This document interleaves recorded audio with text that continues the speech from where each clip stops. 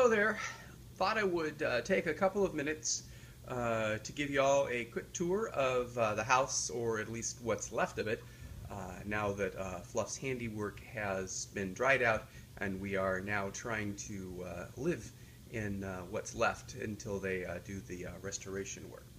So, we're starting out here in the garage, which is where many of our things are stored. Here is, for example, our dishwasher and antique china cabinet and all the other sorts of things that you need to live. And of course, all of our plates and utensils and whatnot are lovely and wonderfully wrapped and stored in these boxes.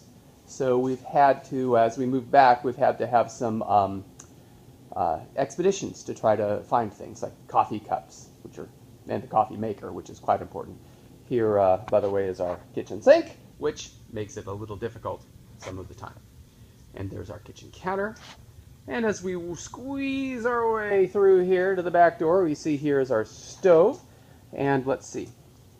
Here is our some of our living room furniture, our dining room table, which had some damage to the finish, some blinds, and as I back up here, here is our new dishwashing station. Never thought this garage sink would come in handy, but oh boy, it's saving our neck right now. And so we go inside the house,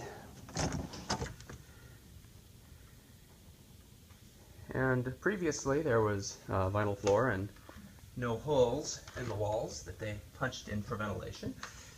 This is our entryway, and our laundry room, which took some of the water, has, as you can see, a little bit of the vinyl left. Some of the particle board that was under the vinyl, partly chewed up. We'll get into that in a minute. And then the subfloor behind it. Thankfully, while they didn't take all the flooring out, which is a problem, they did at least allow us to keep the washer and dryer for the time being. So, pivoting on, we walk into what was once our kitchen. And you can see the cabinets were here, the stove was here, the sink was in the corner, dishwasher over there. That's a wire for the dishwasher that's taped to the wall. And you can look up and see we got wires, bare wires, and as you go back this way, you can see the rest of the situation. They had to take insulation, and which means they had to take wallboard out on the back wall. And I'm standing right where the island would be now, and you can sort of see it over there. And what was once our living room area, our refrigerator would have been there, and a desk would have been there. We'll get to those in a second. So looking this way, we're moving towards the area. What you see down on the floor here is a cardboard overlayment, and you can see these lumps. Those lumps are bits and pieces of this particle board, which whoever built the house and laid the vinyl in put a half-inch particle board on top of the OSB subfloor. They nailed it every few inches, and they also used a ton of glue. So it's given people fits trying to take it off. They might actually saw up the subfloor rather than try to chip it all away, because it is insane. So, as you can see, moving this way, you'll see this used to be our hardwood entry, our staircase, actually amazingly enough survived. The water, interestingly enough, drained down through the vents that you see there, like that one, which helped us from getting water a foot up the wall, but it did kind of wipe out the duct system.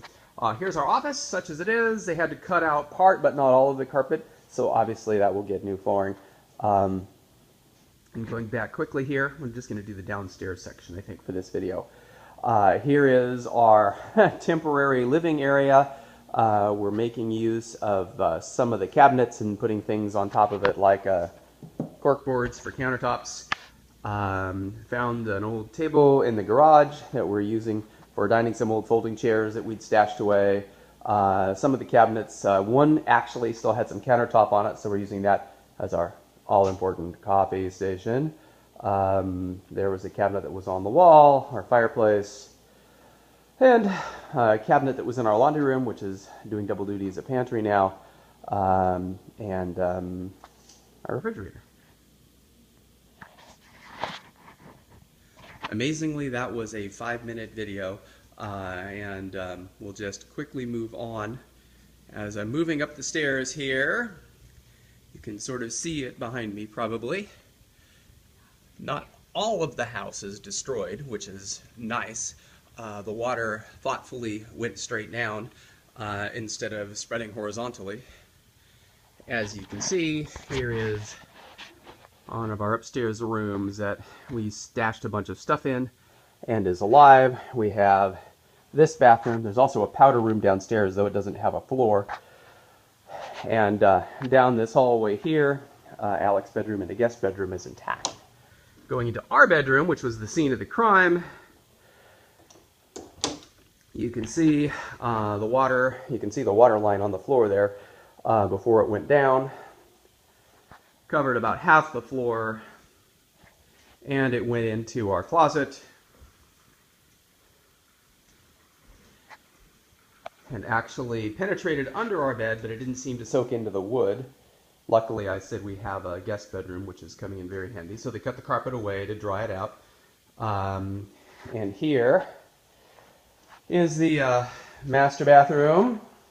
Wave to myself. Hi.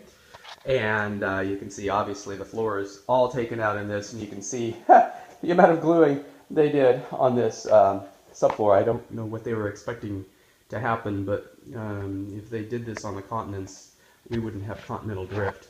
So obviously there used to be a toilet there. It's now residing in a bathtub, and our shower is back here. And so the scene of the crime is right here. As you can see, the water restoration guys decided to take no chances because there's things in the tub, and they taped them down about as much as you possibly could. So this handle got kicked open by one of the cats, filled the tub, and as you can imagine, the tub holds a lot of water, so the faucet generates a lot of water. It overflowed, and there. And as you can see, we have the toilet gracing the middle of the bathtub. So it would be a good multi-use if we actually wanted to use it. So that's the quick tour, though it wasn't exactly quick. I'll post this up to YouTube and let y'all want to look at it. You've got it here for you, and we'll try to keep you up to speed on things as they develop. See ya.